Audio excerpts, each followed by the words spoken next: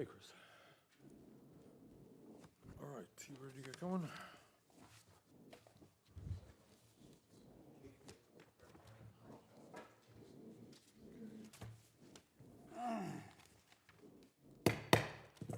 The Senate Committee on Health, Education, Labor, and Pensions will come to order.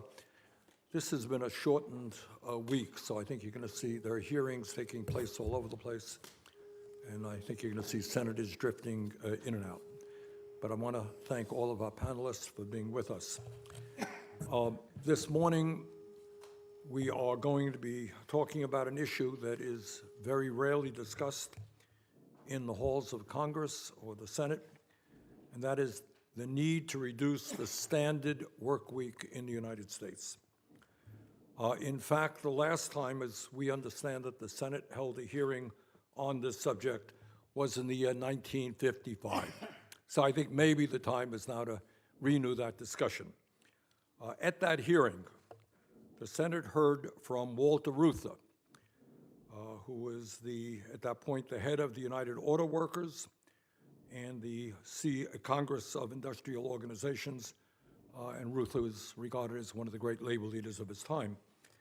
And this is what Walter Reuther said at that time. He said, quote, "We fully realize that the potential benefits of automation are great, if properly handled. If only a fraction of what technologists promise for the future is true, within a very few years, automation can and should make possible a 4-day work week. The reduction of the work week to 35 or 30 hours in the coming decade can be an important shock absorber during the transition to the widespread use of automation. It can both reduce the impact of sharp rises in output and increase the manpower requirements in industry and commerce." End of quote. And yet today, nearly 70 years later, despite an explosion, as we all know, in technology and a massive increase in worker productivity, nothing has changed. Think about that. Think of the huge transitions we have seen in the economy, but in terms of the work week, nothing has changed. While we have not discussed this issue for a long time in Congress, this is not, needless to say, a new issue. In 1886, one of the central planks of the trade union movement in America was to establish an 8-hour work day with a simple and straightforward demand, quote, 8 hours for work, 8 hours for rest, 8 hours for what you will, end quote.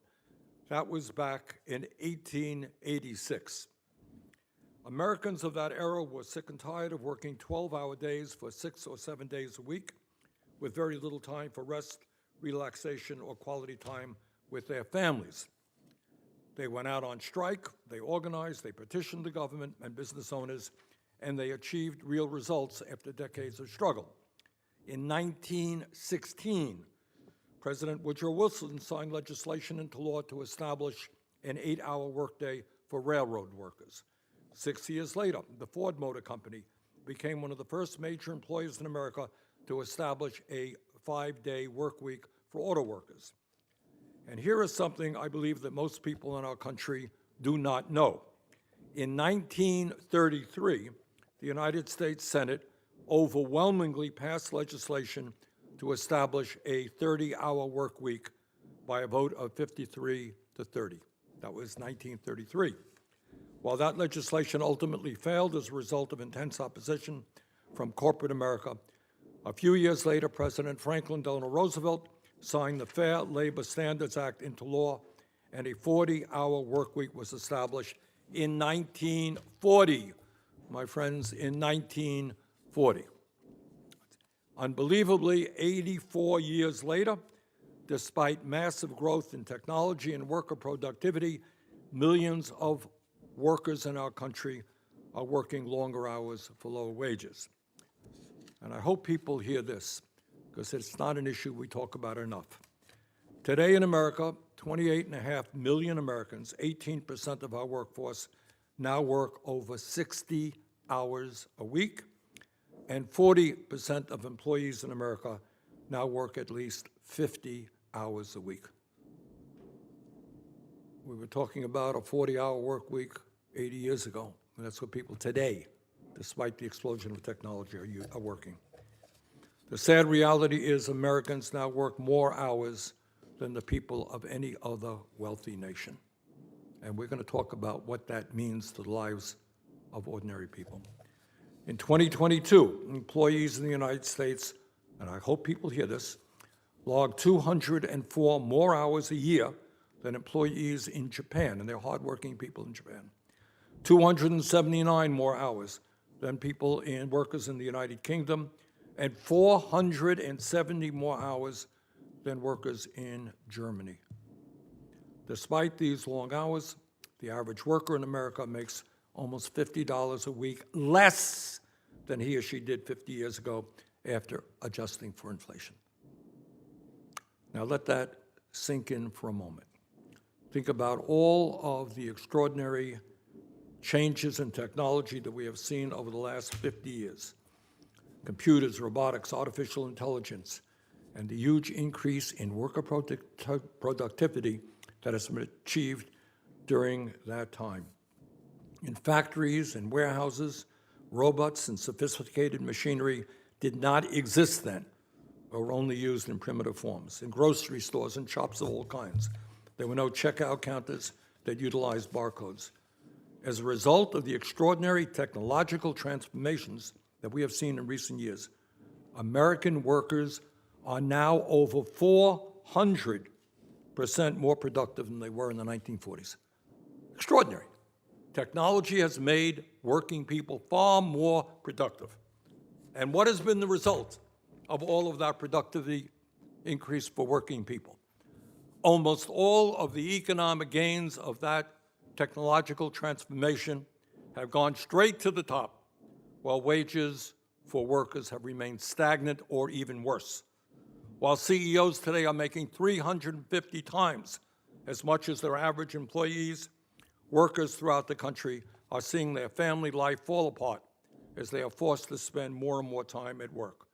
They're missing their kids' birthday parties, Little League, baseball games, and just the time they need with their family. And what stresses them out even further is that after spending all of this time at work, many of them still are living paycheck to paycheck, can't take care of their basic needs. At a moment in history when artificial intelligence and robotics, and I hope we all understand that the jobs that people have today ain't going to be there in many cases in 15 years.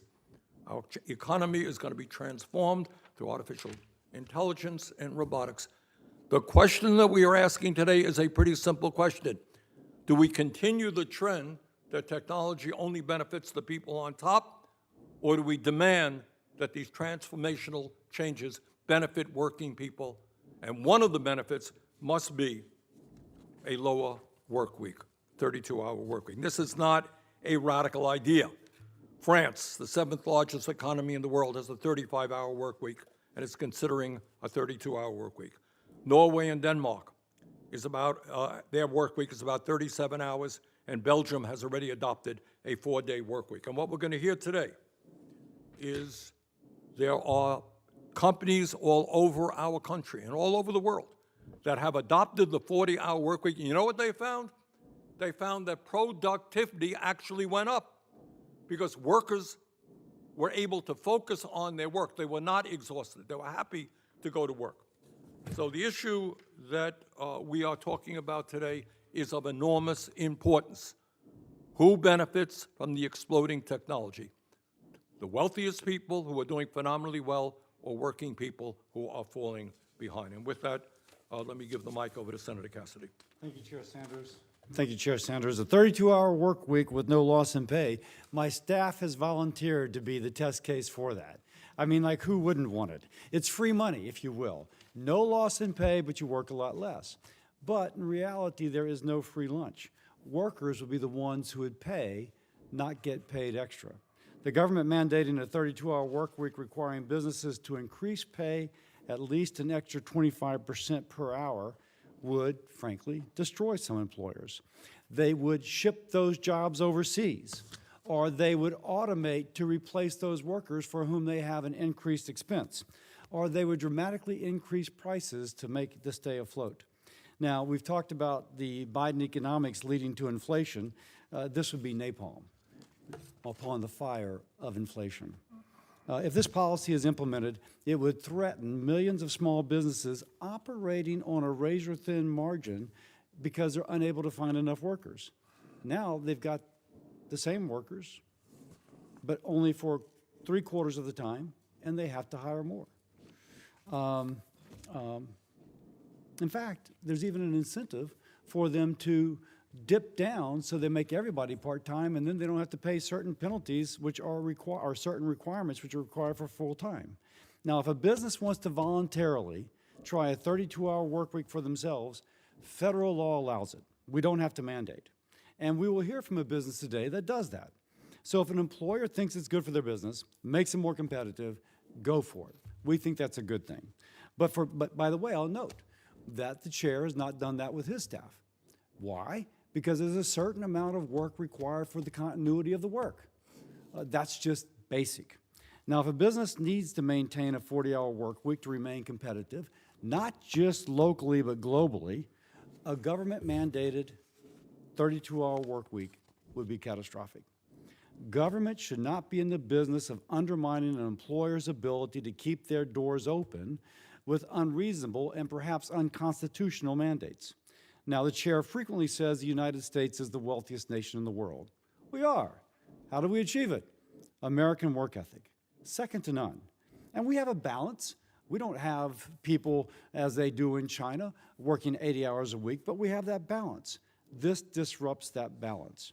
And we won't maintain the status of being the world's wealthiest nation if we kneecap the American economy with something which purports to be good for the American worker, but indeed will lead to offshoring of jobs seeking for a lower-cost labor force. Now, there is a reason that no other country has a mandatory 32-hour work week. When Japan shortened its work week from 46 to 30 hours between 1988 and 1996, economic output plummeted 20%. Belgium, as the chair notes, has a 4-day work week, but those workers work 40 hours within those 4 days. Now, AI and other technologies have the potential to dramatically increase economic productivity. I think we should have a bipartisan hearing on the potential impact of AI on the American economy. If we have this, my gosh, I am ecstatic. And I see one of, Dr. Shore, you're nodding your head yes. We're simpatico on this. We need to explore it. My office published a white paper and an RFI to stakeholders last year on how this committee should approach AI and the impacts upon health, education, and labor. And we're working on next steps based upon that feedback. But a mom-and-pop restaurant is not really seeing increased productivity from AI. They're having trouble finding enough people to fill shifts, and if we require them to pay for a 40-hour work week for 32 hours of work, how will it turn out for that mom-and-pop restaurant? Hospital staffing shortages, we've talked about that. Threatening public health. Well, why are we passing a law to exacerbate that shortage? UAW pushed for a 32-hour work week. It didn't happen. But now I don't think the federal government should mandate it, frankly, just to kind of placate a Democratic political base. Frankly, this seems as an exercise to try and help the UAW lay the groundwork for future negotiations. If the UAW wishes to discuss this, they should do so at the bargaining table. Now, by the way, I apologize if this hearing gives anyone false hope, but a mandatory 32-hour work week is bad policy. I'll note not even Democrats unanimously support this. But it may give us an understanding where the Biden administration is heading. They're up for a tough re-election, and they may be more than willing to use executive authority to do something which actually has bipartisan opposition. And there's been a concerning pattern from Democrats of prioritizing policies to help politically connected unions at the expense of the workers and businesses, themselves. Recently, the Biden administration proposed a new overtime rule, dramatically increasing overtime pay threshold by 55%. That will result in layoffs, and it will result in more inflation. The Biden administration released a new joint employer rule, threatening the viability of the franchise model that employs over 9 million workers and has empowered people who had a dream of becoming a small business person to become a small business person and otherwise would not have. The Department of Labor's new independent contractor rule jeopardizes the ability of 27 million Americans to work as independent contractors, with the flexibility to pick their own hours and work for multiple businesses, and this being attractive, but their independence and protection from forced unionization has made restricting this freedom a top priority for unions. The administration's assault on workers' flexibility and employers via rulemaking is unacceptable. These policies hurt the American worker and, by the way, contribute to inflation. As I said, I would have been excited to work with the chair on a hearing to discuss the impact of AI and the new technologies in our jurisdiction. There is very strong bipartisan interest in examining this issue. But we are working instead upon a bill which will never pass Congress and will be detrimental for American workers. With that, I yield. Thank you. We have a very knowledgeable panel, and we thank all 5 panelists for being with us today. We're going to begin with Sean Fain. Mr. Fain is the international president of the United Automobile Workers. He is a 29-year member of the UAW and got his start with the union as an electrician at Chrysler Kokomo casting plant. Recently, he led the UAW in negotiating an historic contract which substantially raised wages and benefits for the workers of that union. Mr. Fain, thanks for being with us. Good morning, and thank you, Chairman Sanders, Dr. Cassidy, and members of the committee. I'm here to talk about one of the most important issues to any union leader and any working class person, any U.S. senator, and any human being, and that's our time. You know, as president of the United Auto Workers, I represent 400,000 working class people and 600,000 retirees. And I know when my members look back on their lives, they never say, I wish I would have worked more. When people reach the end of their lives, they never say, I wish I had made more money. What they wish for is they wish they had more time. And that's what work does. You know, work, we are paid for our time. And when we work, we are sacrificing time with other people, with family, friends, and other things we wish to do. You know, but time, just like every precious resource in our society, is not freely given to the working class. Since the Industrial Revolution, we've seen productivity in our society skyrocket. With the advance of technology, one worker is now doing what 12 workers used to do. More profit is being squeezed out of every hour, every minute, and every second. There was a time when this phenomenon was supposed to lead to workers getting their time back, getting some of their lives back. Nearly 100 years ago, economist John Maynard Keynes spoke of the future of workers' time. His worry that was with all the gains in productivity, we wouldn't know what to do with ourselves, and he predicted a 15-hour work week 100 years ago. You know, in my own union, I go back into our archives and I read about the fight for the 30-hour work week, an idea that was alive and well with our union back in the 1930s and 40s. But today, deep in the 21st century, we find these ideas unimaginable. Instead, we find workers working longer hours. We have workers working 7 days a week, 12 hours a day. There are workers, not union or not, working multiple jobs. And they're living to work, and they're scraping to get by, and they're living paycheck to paycheck. You know, we find workers today, later in their life, working deep into their 60s, 70s, and 80s because they can't afford to retire. And we find associated deaths of despair from addiction and suicide, of people who don't feel a life of endless, hopeless work is a life worth living. You know, we have workers who feel despair. As a consequence of advances in technology, workers have been sacrificed at the altar of greed, and they've been stripped of their dignity.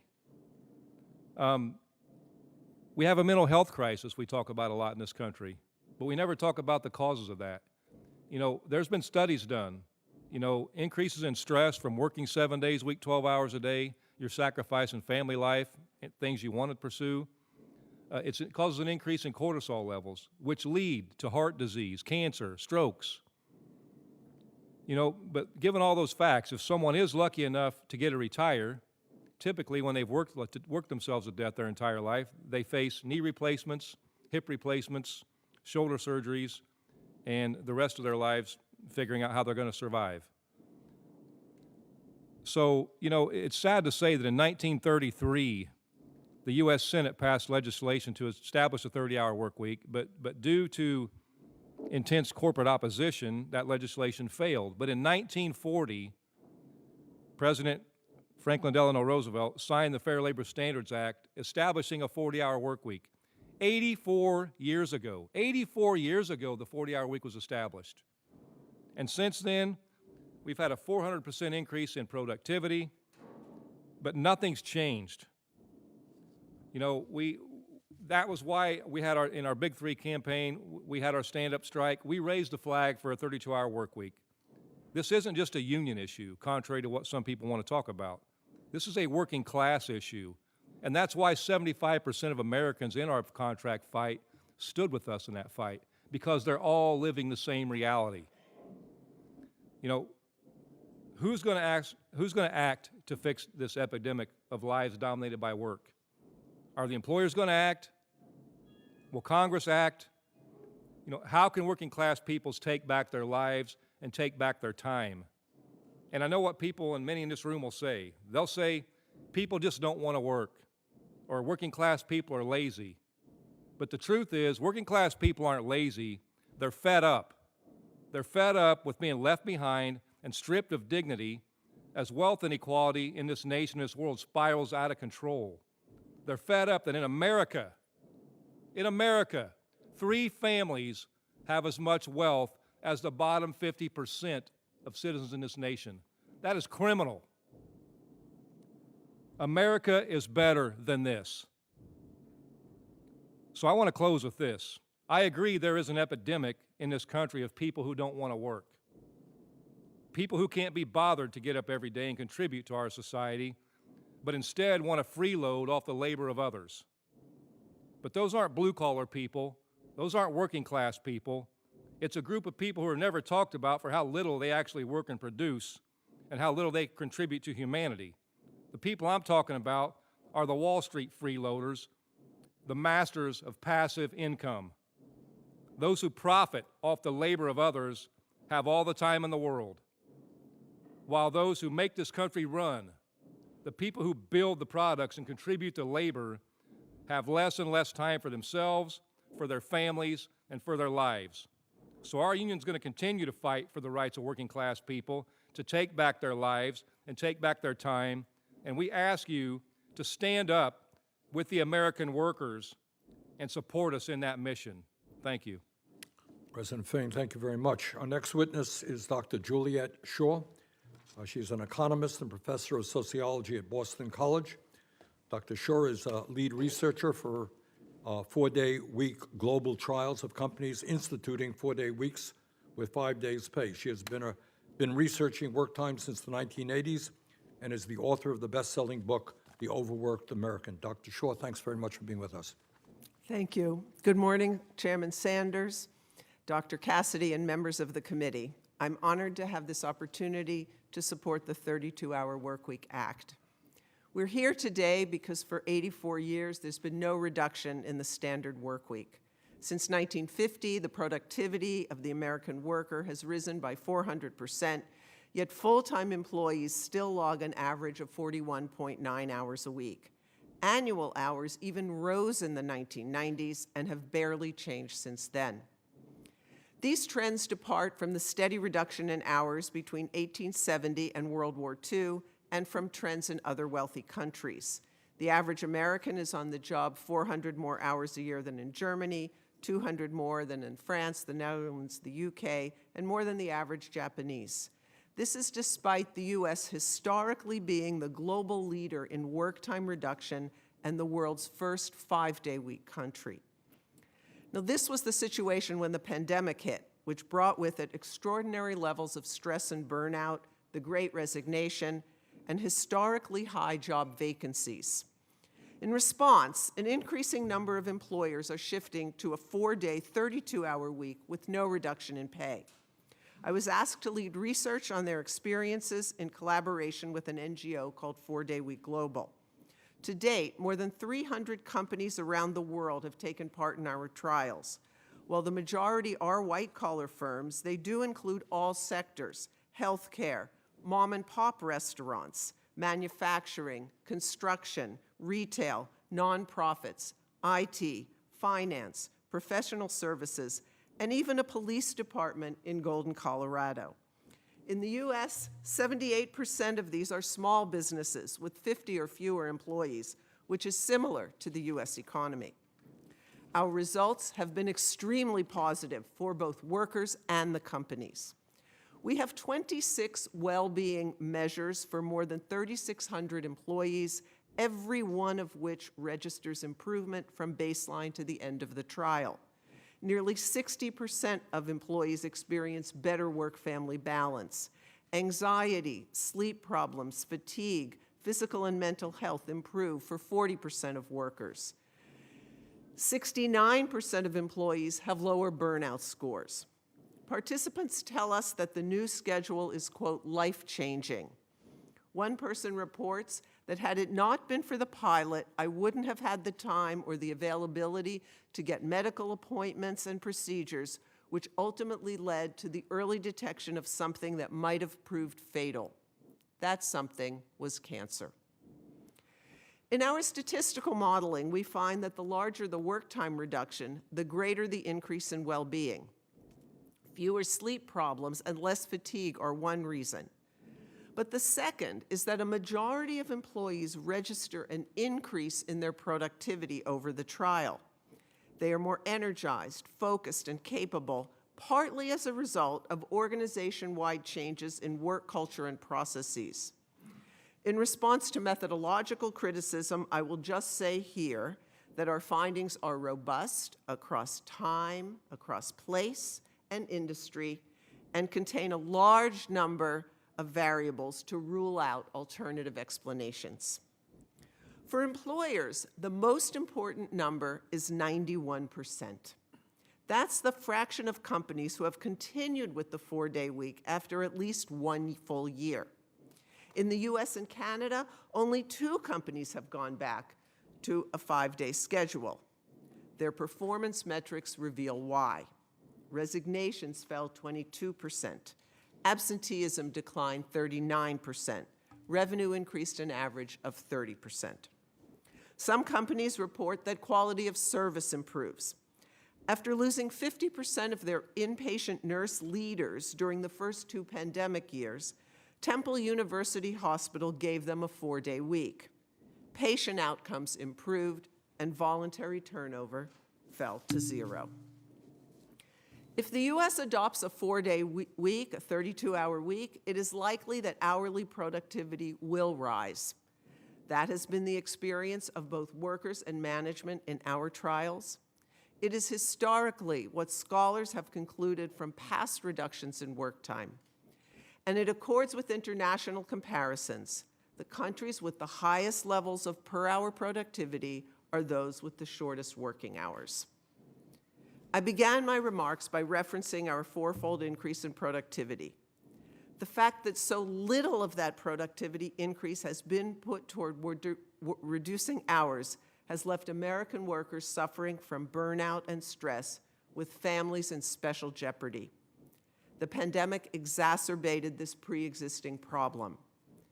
Given the current robust rates of U.S. productivity growth, the promise of further large increases from artificial intelligence, and the fact that over the last 84 years, the standard work week has been unchanged, it is now time for a 32-hour week. Thank you. Dr. Shaw, thank you very, very much. Our next witness is John Leland, the Chief Strategy Officer at Kickstarter and co-founder of the nonprofit Work4. Mr. Leland successfully introduced 4-day work week at his company in 2022, and in his nonprofit work supports employers, unions, and policymakers advancing the 32-hour work week. Mr. Leland, thanks for being with us. Good morning, Chairman Sanders, Dr. Cassidy, and members of the committee. As the Chief Strategy Officer at Kickstarter, I bring a unique perspective to this panel, having both implemented and experienced a 4-day work week in our company of 118 employees. Our journey began during the pandemic, a period that completely upended traditional work norms and demonstrated just how ingrained and potentially outdated some of our assumptions are around work. But the pandemic also clarified that the time we have with our families and loved ones is the most valuable thing that we have. Kickstarter is a data-driven company, and we were initially driven by repeated studies and success stories demonstrating that a 4-day workweek could benefit both businesses and employees. We also recognized some common sense around how a 4-day workweek could work. Hours worked is a factor in productivity, but it is not determinative. Efficiency, focus, and employee retention are all equally or more critical. And people are tired. Workers are already finding ways to rest at work. They are surfing the internet, they are just slowing down, they are stepping away just to get the energy to get through the workday. I'd rather just give people back their time so they can properly rest. In April 2022, we initiated a 6-month pilot. Our goal was to maintain or improve overall productivity. And to do that, the bargain we made with our employees was simple. They would get back an extra day every week, retaining the same salary, the same benefits, and in exchange, we expected them to manage their time effectively, show up to work every week, rested and ready to go, and get the job done. We were not going to scale back our ambitions or our goals to accommodate the 4-day workweek. And the results of our pilot were clear. Our goal achievement rate soared from 62% to 95%. Customer response times and satisfaction ratings stayed the same. Employee retention increased from 82% to 98%, all while reducing average weekly working hours by 9 hours a week for each employee. We made the decision to stick with the 4-day workweek and have kept it for 2 years. The most profound change, however, has been the impact to our employees. In just 2 years, we've been able to return nearly 10,000 days to our 118 employees. That's more than 27 years. Those are years of spending time with family and their children, volunteering in their communities, learning new skills, and taking care of their health. The value of that time is priceless and ultimately has been the greatest outcome of our transition to a 4-day workweek. The 5-day workweek is not an immutable law of nature. It was not written on the tablets. It was established 84 years ago here in the US. Critics of the 5-day workweek back then also predicted doom. They worried that a weekend would destroy the American economy. Instead, it helped launch us to the front of the global pack. Entire industries of recreation and leisure were born. The American middle class became the envy of the world. And the weekend became the time when families and communities came together. With a century of profound changes in our workforce and technology, with AI looming on the horizon, it is time for a much-needed update. The studies echo what we learned at Kickstarter, that when piloted, the 4-day workweek works. All 35 North American companies that piloted the 4-day workweek with us in 2022 have kept it. If it didn't work, for-profit companies would abandon it. You don't need theories or advanced data. You just need to see that the companies that pilot this tend to stick with it. This is not just tech companies either. These are manufacturing companies, healthcare facilities, restaurants, and police departments that are making this transition. This is a shift that can and must benefit all workers in our society. That is why the bill introduced by the chairman is so important. It would ensure that we are defining a new standard for our work week that benefits all workers in our economy, not just the most privileged. With the opportunity we have now, it's important to ensure that all American workers in our communities reap the dividends. The 4-day workweek is an issue backed by data that Americans of all stripes in poll after poll say matters to them. Before us is the opportunity to deliver a boost to our economy and happiness to every American worker, to strengthen American families and communities. The original weekend did just that, and it's time to do it again. Mr. Leland, thanks very much. Senator Cassidy, do you want to introduce your witnesses? Please, first, Dr. Liberty Vizard is a professor of the practice of data science at the Leland Business School at WashU in St. Louis. She's a senior fellow at Harvard University and MIT researcher, on-air statistician for News Nation, whose Discovery Channel shows and analyzes and calls elections for Decision Desk HQ, and is featured in a number of publications, has a great resume for academics. But what is most interesting about Dr. Vizard is that she studied at Le Cordon Bleu. So we actually have someone here who knows how to cook something more than pancakes, which, no offense, I'm sure others do as well. Anyway, so you would call it a crepe. Anyway, so we're pleased to have you. Cookies for the group. Chairman Sanders, Dr. Cassidy, Senator Hickenlooper, thank you so much for having me here today. I am a statistician, and we have heard a lot of statistics thrown around. So I'm here to make some sense of these and make sure we're analyzing them properly. Proponents of the 32-hour work week often point to statistical studies, mostly pilots, that suggest shorter work weeks can lead to increased productivity and improved employee well-being. But this argument is making broad claims based upon weak and statistically flawed data sets. A closer look at some of the most popularly cited studies reveals significant flaws and limitations. We'll take a brief look at some of these studies to understand these statistical flaws and shed significant and potentially insurmountable doubt on the proposal's sustainability in the American work economy. Many of the news headlines touting these studies discuss the stress or happiness levels of workers who work less time. Inevitably, over the short term in these short pilot projects, it's not inconceivable to imagine that happiness levels increase. The question is, where does the pendulum end? At no work.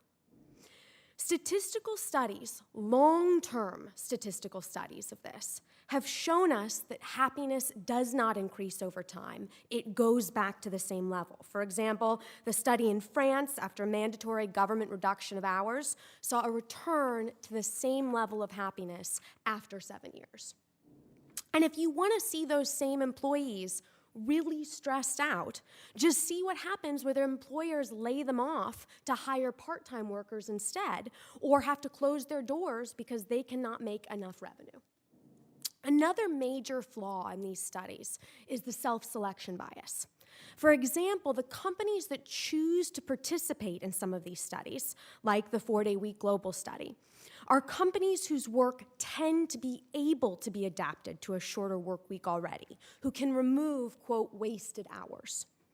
It is specifically only companies that are able to adapt to shorter work week that tend to participate, cutting out, as they say, extraneous meetings, coffee breaks, having more independent work, going to Zoom. However, over 70% of the US job economy is people working with their hands. They don't necessarily have extraneous meetings or too many coffee breaks to cut out. So statistically, you can't apply this type of cutting of hours across the entire economy. Also, given the types of companies that are potentially capable of cutting their work week, we could see a divide of the rich getting richer, having more time, and the poor needing to take on 3 part-time jobs in order to pay the bills. We also potentially disadvantage older workers who cannot necessarily physically do the same amount of work in a shorter time. This happened to the great detriment of that population during the Great Depression. In terms of increased productivity, by shortening the week, the statistics just aren't there, and there are specific studies that show the opposite. Japan tried it, as Dr. Cassidy said, from 1988 to 1996, and the result was not ambiguous. Economic output fell by 20%. Another largely touted study was in Iceland, which had a pilot program cutting the work week by about 4 hours from 2015 to 2019. The results were blasted all over the headlines as this overwhelming success. What is not reported on is that the Icelandic government, or rather taxpayers, now have to shell out almost $30 million extra a year to hire more healthcare workers because of this experiment. In Spain, where there's a pilot program, the companies that participate get access to a multi-million-dollar government fund in order to participate.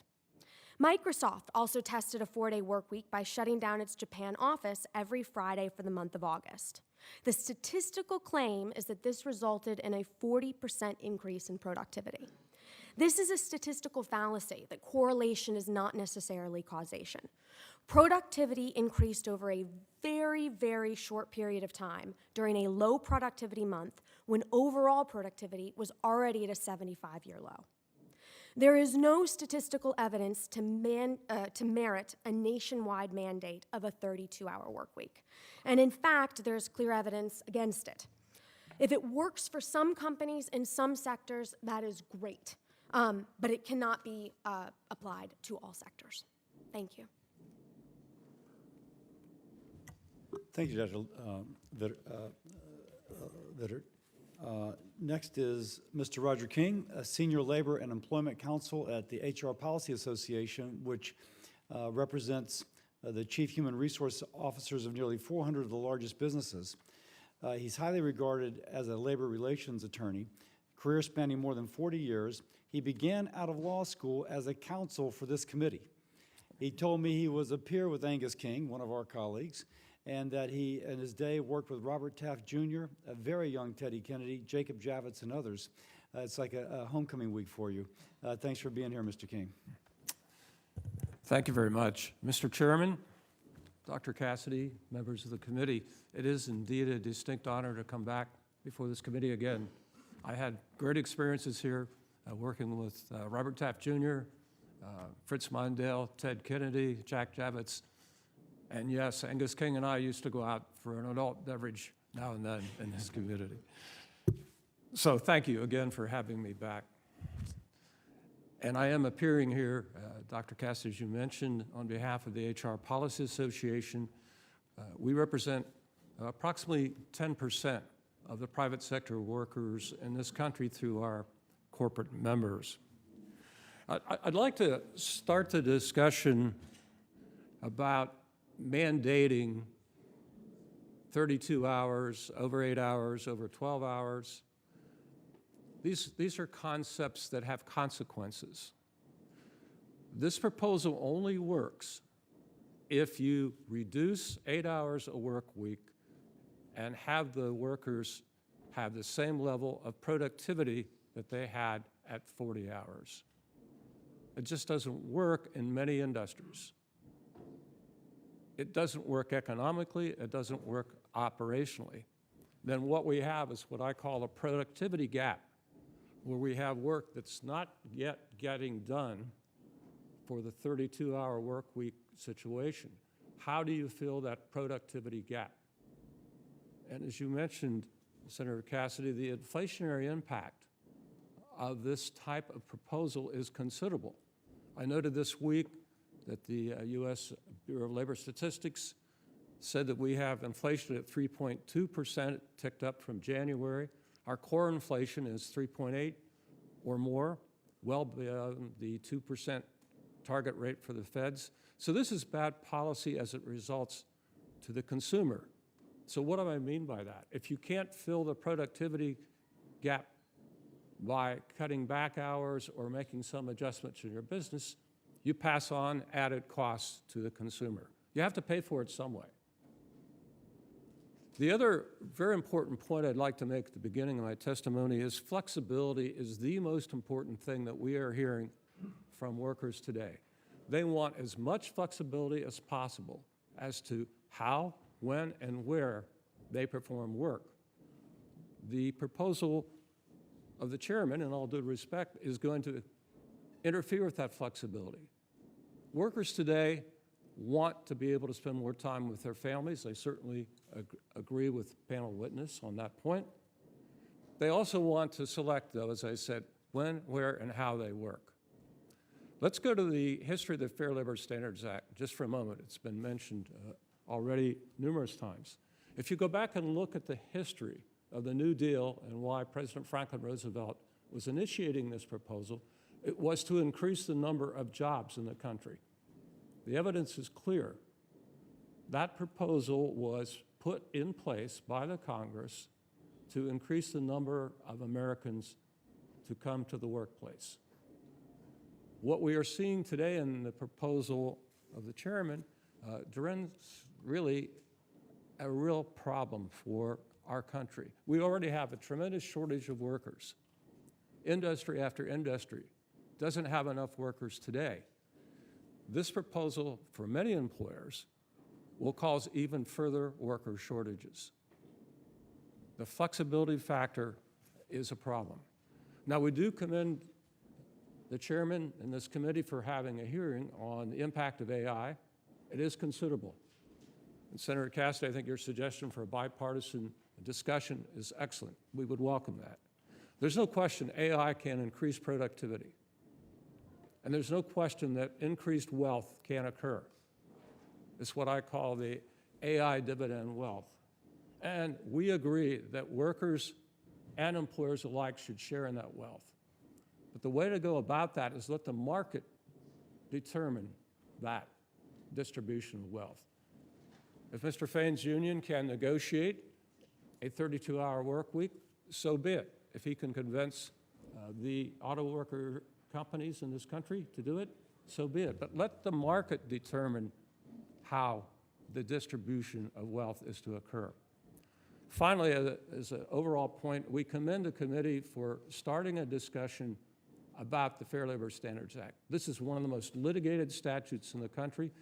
Chairman, you're absolutely correct. We need to re-examine it. The amount of litigation that occurs regarding the Fair Labor Standards Act is way over the top. We need to address more clarity in this statute. I've listed in my testimony a number of problems with the 32-hour work week. I would close with this comment. I just saw the senator's bill last night, and it is even more extreme than I had thought we were going to be discussing today. The requirement to pay overtime over 8 hours will be a significant economic adverse impact on many companies. And the requirement to pay double time over 12 hours, I think the only state in the country that does that is California. That, from our perspective, is quite extreme. One last point on an example, just to bring this home. Healthcare employers in this country generally employ registered nurses for 3 12-hour shifts. So it's not just 4 hours, they've gone to 3 work days, but they're 12-hour shifts, and that works by and large. But this proposal would require between that 36th and 32-hour, 4 additional hours of overtime, and additionally, it would require overtime over 8. That's going to have a very negative impact on the healthcare community in this country and cause healthcare expenses to go up. The solution for the healthcare community is to get more nurses, more workers into the employment stream, not to impose strict standards that will cripple employers and cause incremental costs. Thank you very much. Thank you very much to all of the panelists. Let me just briefly respond to Mr. King's statement about letting the market decide who benefits from the transition to more advanced technology. For the last 50 years, the market has done just that. And the result has been there has been a $50 trillion transfer of wealth from the bottom 90% to the top 1%. So after those 50 years, there are millions of workers today who are worse off, while we have more income and wealth inequality than we've ever had in the history of the country. So I am not quite in favor of letting the market decide. All right, let me begin the questioning. We're going to be a little bit, not to offend Senator Cassidy, a little bit liberal here in terms of the time, because we only have a few members here and it's an important subject. I wanted to start off with President Fain. And I don't want to talk about statistics. We've heard a lot of statistics.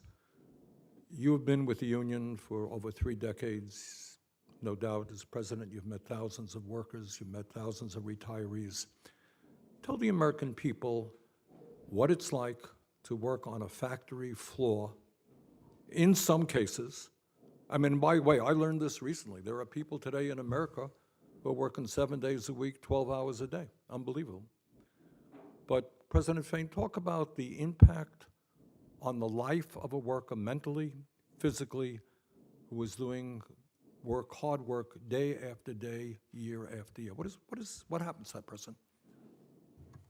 Thank you. So, you know, I find irony in some of the statements I just listened to, but so, you know, the typical life of a factory worker, I mean, and this is union or not, and it's actually worse for non-union workers because they have less rules that govern their workplace.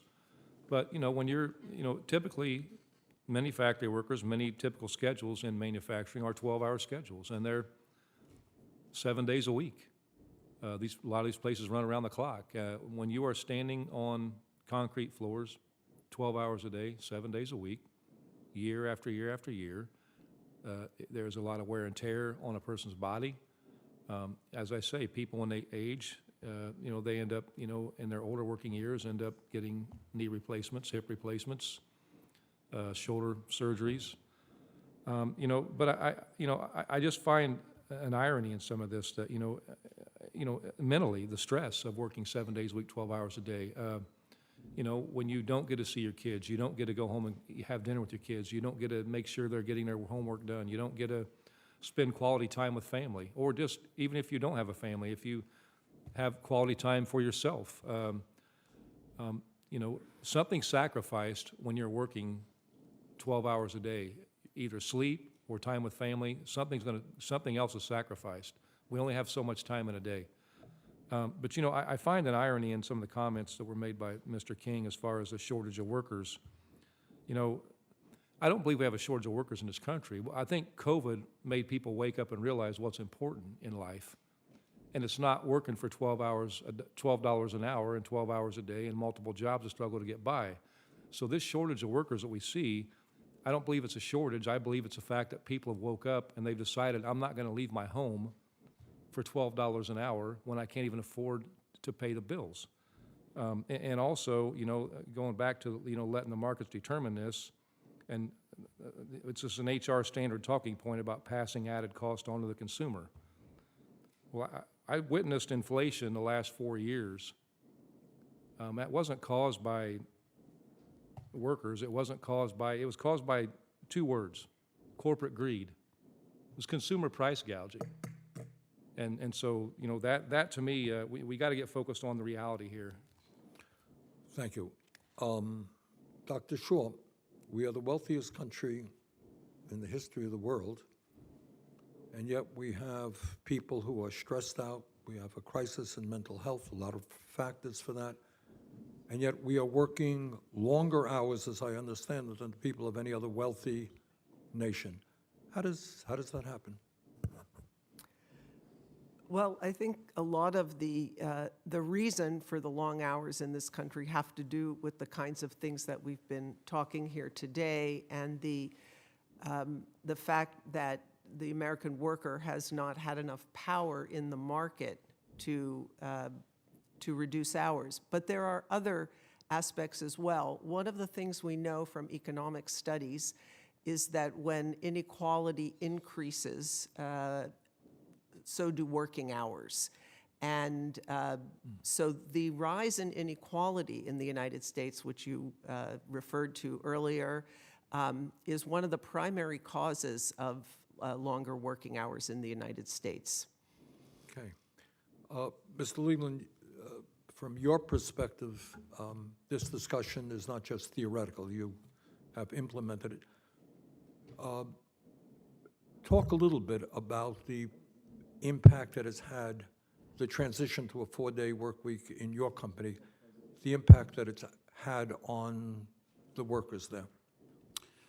Yeah, I mean, it's been transformative for our workers. I mean, I've been told that this is one of the most impactful things that they've experienced in their lives, because a lot of these workers are able to spend time with their kids. They are learning new skills. I have someone who works for me who learned how to use AI on those days off and has brought it back into the workplace and is much more efficient as a result. They are learning new skills that are not related to work, but are just participating in their communities, volunteering. We talk about increased productivity. Are workers more focused when they come back after 3 days off? Yes. Yeah, so workers are much more focused, that they are better rested, they are dedicated to the task at hand in a different way, and teams stay together longer. The cohesiveness of the organization is much more robust on a 4-day work week because you aren't burning people out, you aren't churning through them, you aren't having to deal with turnover costs. We'll talk about turnover. I mean, one of the great costs to businesses is a lot of turnover and having to train new workers. What do you think the impact of a 32-hour work week would be on that? It was shocking, honestly, how much it changed turnover and what impact that had on our productivity. I mean, honestly, we've rarely lost an employee in the last 2 years. That means people have longer tenure. We don't have to deal with hiring, the cost of hiring, the time of hiring someone else. Our goals don't get disrupted by the sudden departure of a key employee. I think a 32-hour work week, people want to work. The notion that, I don't know, Americans are lazy, that some people seem to have is, I think, inaccurate. People want to work, but they want to work in a way that is balanced with the rest of their lives. And they will stay in those jobs longer if the job is balanced with the rest of their lives. Good. Thanks very much. Senator Cassidy? I yield to Senator Braun. Thank you. So, before I got here, 37 years spent running an enterprise that would encompass that scrappy navigation of how hard it is when you're signing the front side of a paycheck to get a little business, to ever get beyond that. As we grew into a regional, then national company, things change as you evolve. And we've had discussions before. I'm a proponent of high wages and good benefits. Been out there to where you ought to be able to negotiate and bargain, but there's such a big difference in terms of that dynamic, and then wrapping it with mandates that would never enable most of what comprises our economy, which would be small businesses, Main Street ones, to be in a position to where they'd have to live with some type of homogenous approach to maybe even what we're talking about. And I think even for most business owners, if they can, they're going to weave that into what they're able to offer their employees. And Mr. Fain, we've had the conversation. Big corporations that are in places where they've cornered the market, I think there's a legitimate discussion of how you spread that wealth within between employees and public companies, and a lot of times the professional management that would seem to, rake in levels of pay that I never thought were possible. I want to get back to, though, how I do disagree with trying to do anything from this place that would impose upon the preponderance of businesses out there to where I just don't think they could survive. I think that it's a legitimate issue to talk about voluntarily, and if you're good at what you do and you're going to keep employees, you're going to want to weave it in. I think it's a legitimate issue to bargain for at that highest level of super large corporations and large workforces. I think that's about as far as you can go. Most businesses would not be like yours, Mr. Leland. There is more, you wouldn't be in business if you weren't open 6 days a week for almost any retail business I'm aware of, including my wife's business in our downtown that's been there for now nearly 45 years. It just would not work. Keep that in mind. I want to start with this particular question for Dr. Vizard and Mr. King, and I want to focus on how this would work on Main Street and with small businesses. I'm not worried about big corporations. They generally are going to land on their feet anyway, and I believe they ought to be negotiated with for all the things you might do to improve the position of a worker there. But what about Main Street and small business? We'll start with you, Dr. Vizard, you start, and then Mr. King. Pardon me, sorry. I should learn to mute and Zoom. I should have gotten there at this point.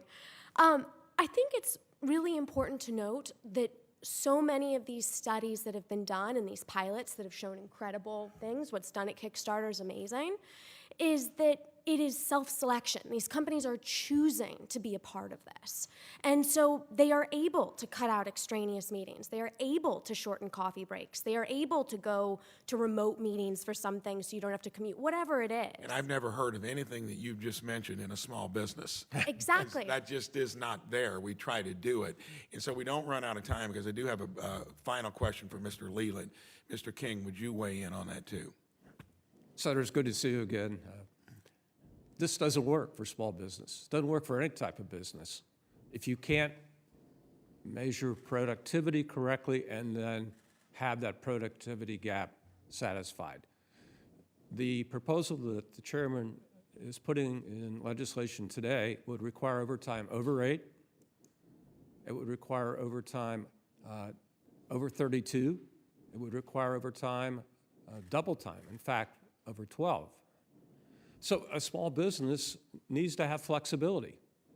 Employees have family obligations. They have other obligations in their community.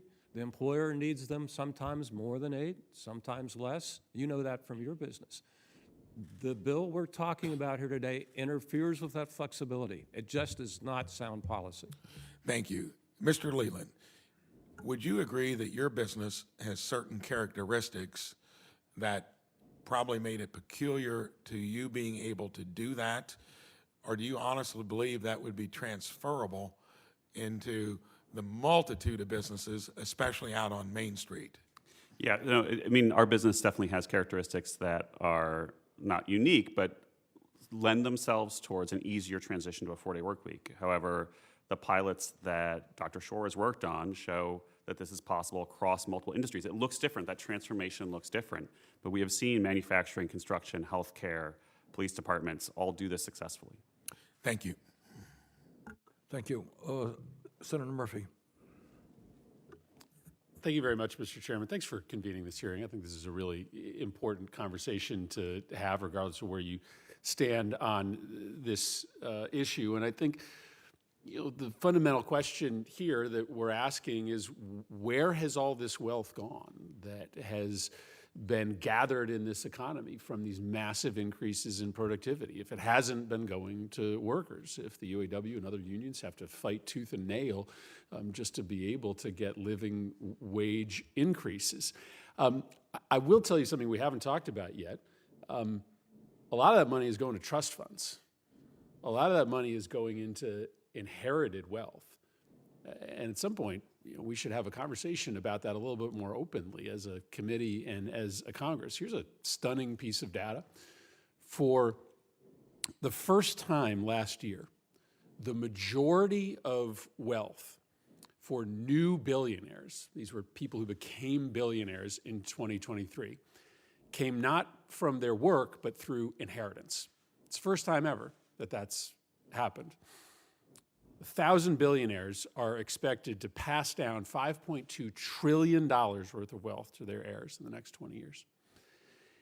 And so you hope that if the money isn't going to the workers, it's at least being recycled back into the economy.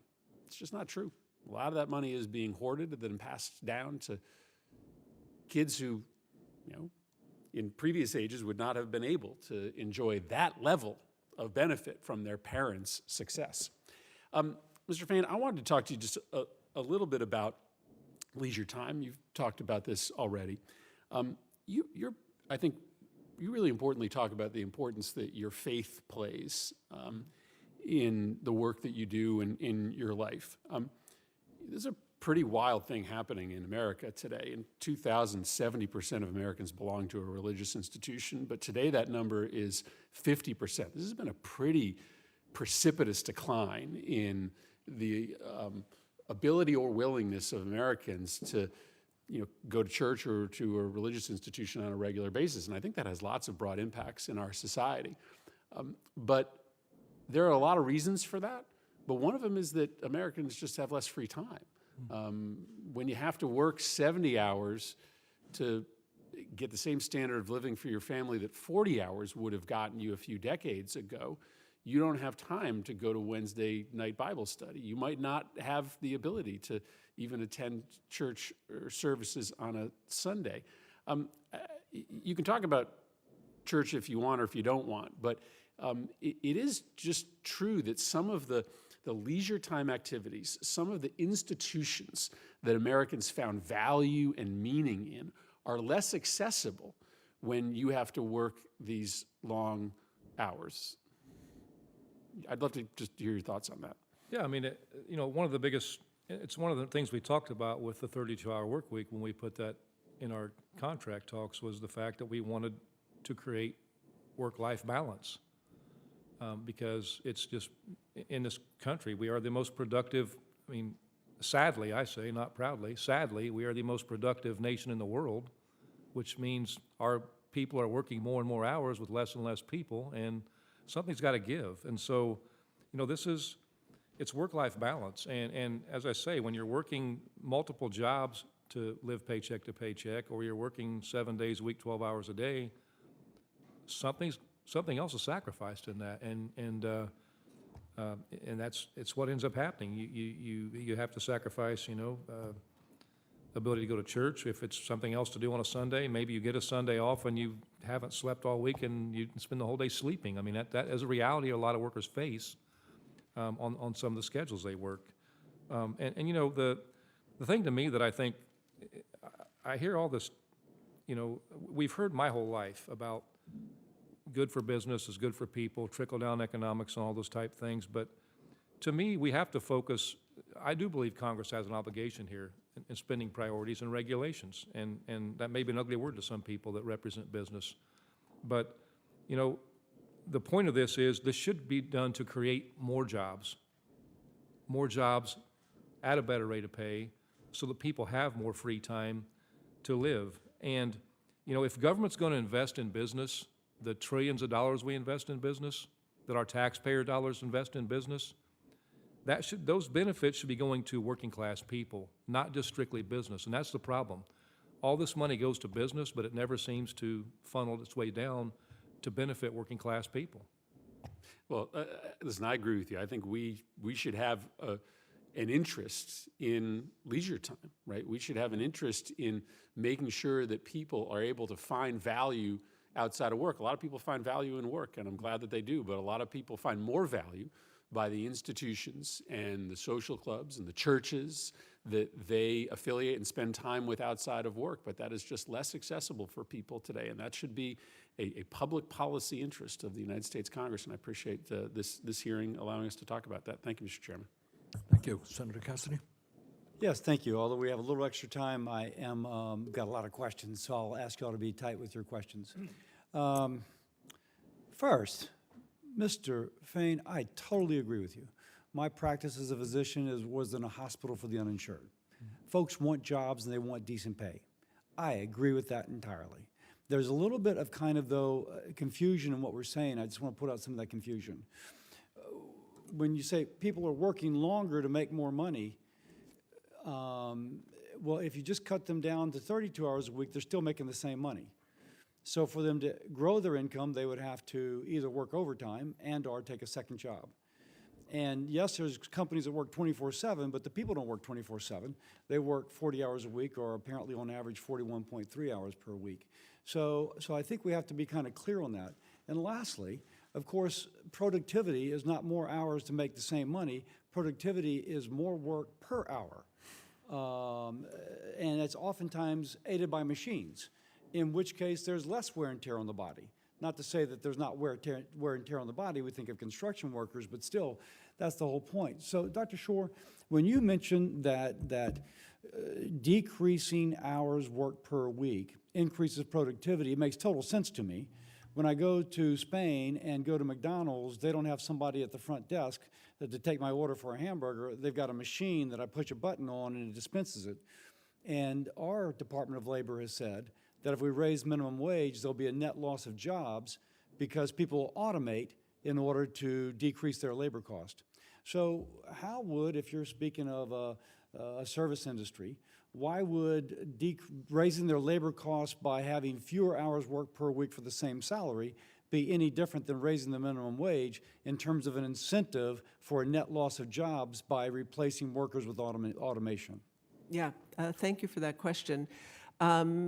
Let me just respond. Real quick. Yeah, 2 points. One is we're seeing no increase in overtime, in second job holding in our studies, by the way. But the impacts that we're seeing here are not labor displacing because people are able to make up that productivity in the 4 days that Now, they let me that stop they you for had a in the second. 5 days. Yes. That surprises me because I just intuitively, I'm a doctor, so I intuitively, when I read about the Temple nurses working shorter hours, I'll just say that according to the Pennsylvania Hospital Association, 30% of RN positions are unfilled, and apparently Temple University Hospital spent $55 million for nurse overtime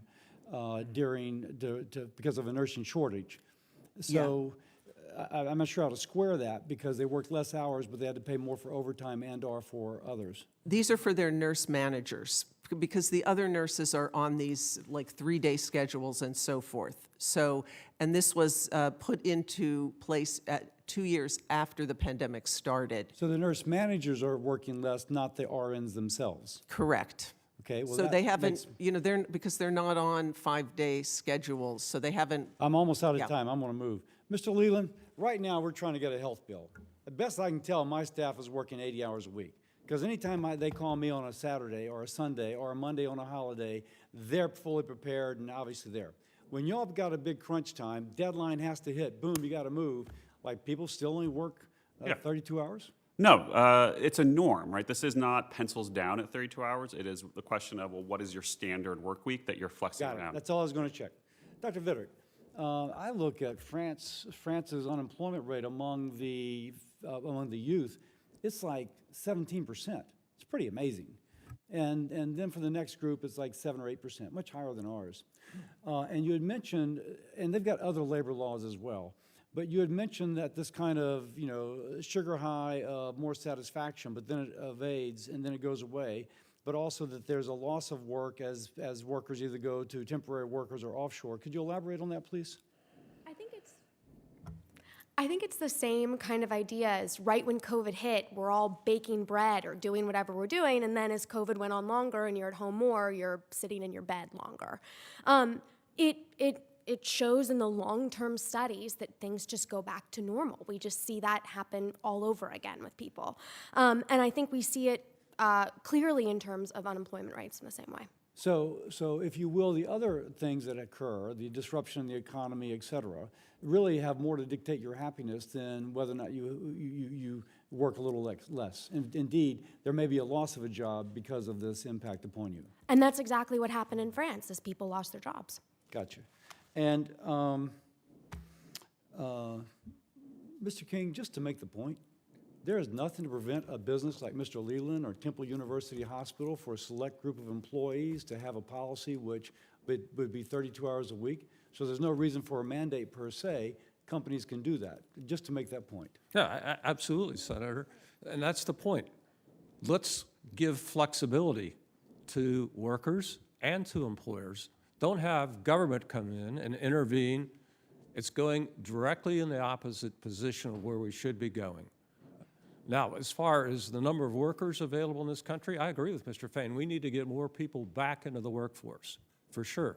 But study after study shows, even if we did that, and I'm looking at a recent U.S. Chamber of Commerce study, we'd still have 3 million jobs open in this country.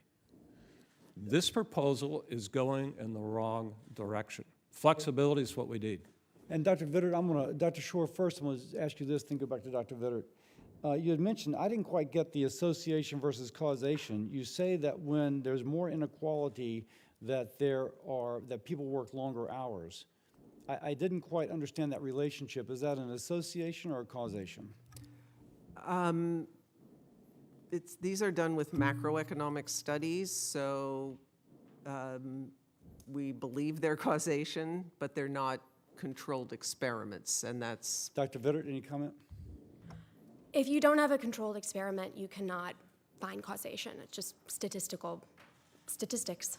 Yeah, I once gave a vaccine to a person who became pregnant, and it made me realize that, just because it happens at the same time, it's not a causation, it is an association. Yes, but these are highly sophisticated studies, and I really would disagree with the idea that we can only know something if we Yeah, have but I an don't understand experiment. intuitively why it would happen, but I'm out of time. Oh, Yeah. because people need to work more hours to keep up, because there's a comparative dimension to the way people's sense of what is I'm not sure adequate that the is. thing of milk costs more because somebody else is making more, but that's another story. Yes. Senator Hickenlooper. Thank you, Mr. Chair, and I've been looking forward all day to this just because it's such a great group of panel. I appreciate all your time and contributions. Mr. Fain, it's great to see you again. Appreciate all the work that you did to bring up a 4-day week and the negotiations, but I'm going to hold off on yours just because I have to start with Dr. Shore, who was an undergraduate student while I was a graduate student, and somehow she hasn't aged, whereas I have. And I think there's an injustice there that needed to be pointed out. But appreciate all your work and research over all these years on the lives people lead in the various types of jobs. You talk a little bit about the different ways that people have a shorter work week, taking part off every day or a whole day time each month off. What are some of the pros, and again, concisely, because I got several questions, but pros and cons on this?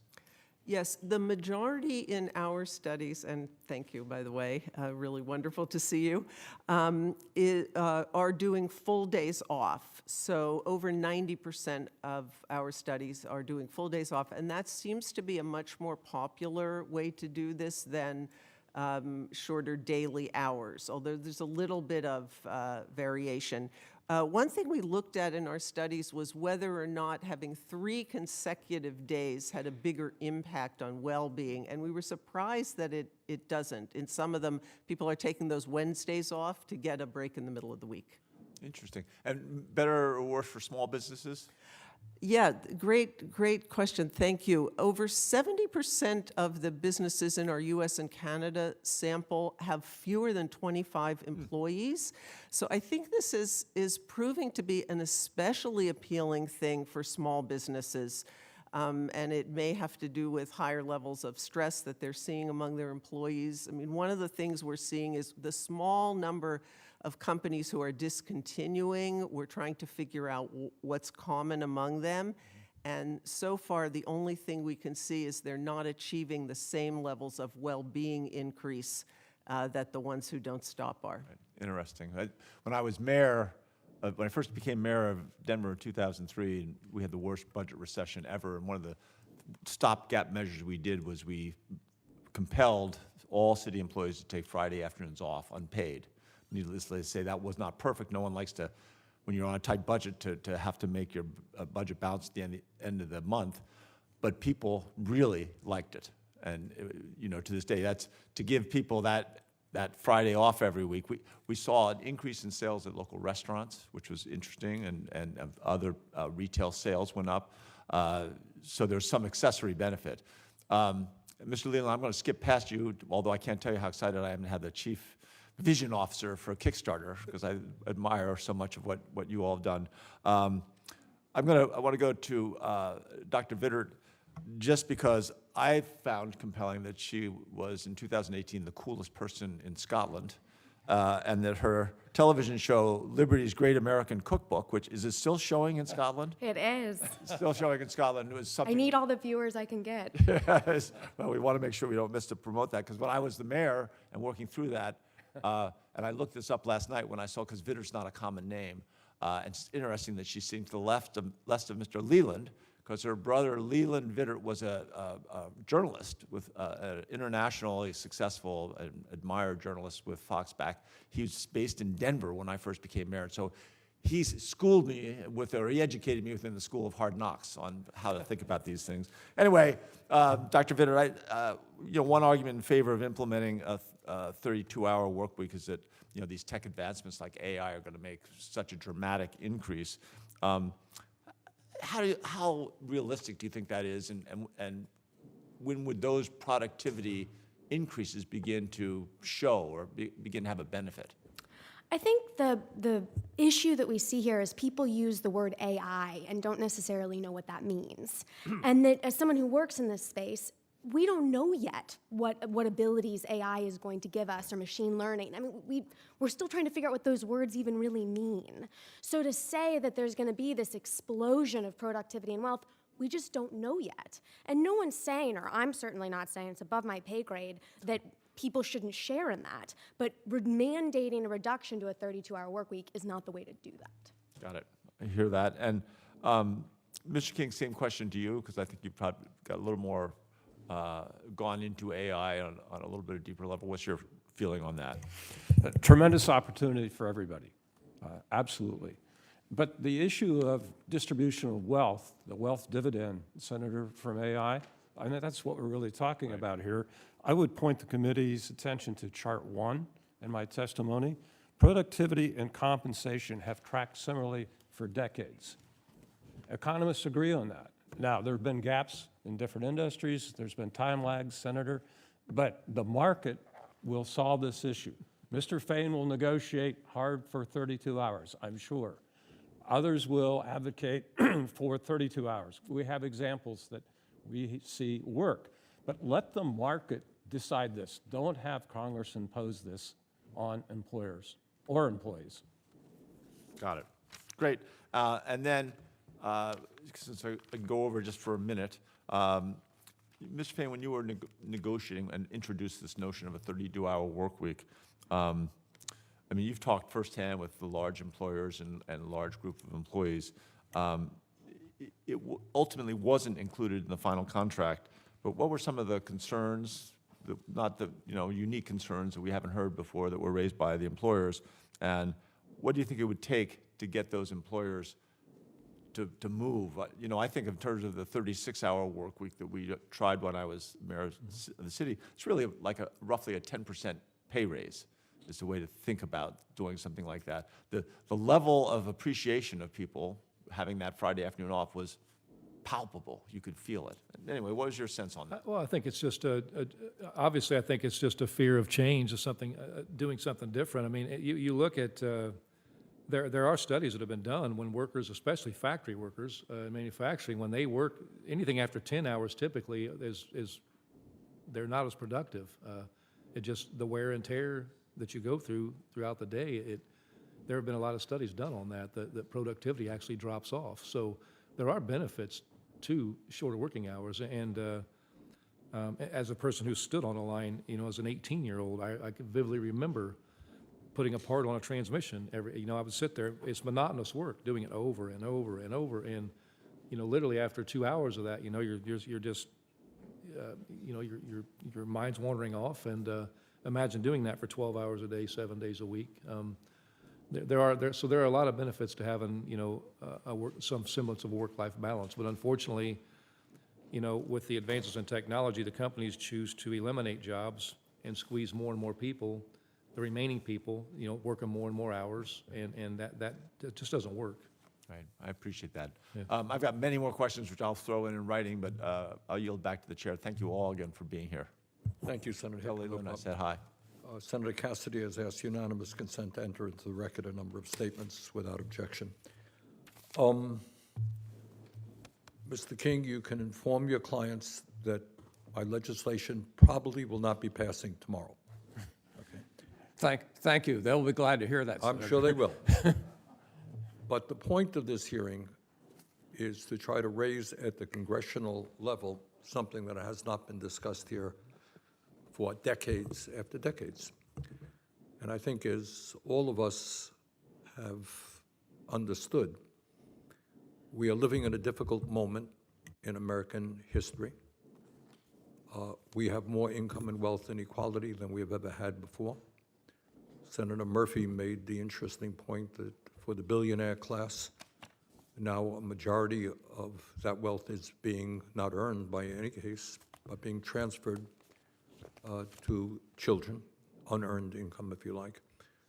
We're seeing CEOs making 350 times more than their workers, while 60% of the people in America are living paycheck to paycheck. We have the highest level of childhood poverty of almost any major country on earth. Many of our older people finding it hard to retire. So we've got to start asking some fundamental questions. This is an extraordinary wealthy country, but 3 people on top, as Mr. Fain mentioned, own more wealth than the bottom half of American society, according to the Rand Corporation over the last 50 years. And Rand Corporation is not exactly a socialist organization. Over the last 50 years, $50 trillion has gone from the bottom 90% to the top 1%. So in the wealthiest country in the history of the world, the vast majority of our people are struggling to put food on the table, are living under incredible stress. Our life expectancy is significantly lower, as you know, than other countries. And for working class people, if you're working class in this country, you're going to live 10 years fewer than you will if you are upper class. These are issues that have got to be discussed. I'm not suggesting that a 32-hour work week is going to change all of that. But one of the issues that we have got to talk about is stress in this country, the fact that so many people are going to work exhausted, physically and mentally. And the fact that we have not changed the Fair Labor Standards Act. This was in 1940. We came up with a 40-hour work week. 1940. Who is going to deny that the economy has not fundamentally and radically changed over that period of time? So to suggest that we have to maintain what we put in place 84 years ago does not make a lot of sense to me. So let me just conclude by thanking all of our excellent panelists. It's been a good discussion. I hope the discussion continues. And thank you all very much for being here today. For any senators who wish to ask additional questions for the record will be due in 10 business days. I ask unanimous consent to enter the record 2 statements in support of shortened work weeks, including a statement from Congressman Takano and business owners across the country. The committee stands adjourned.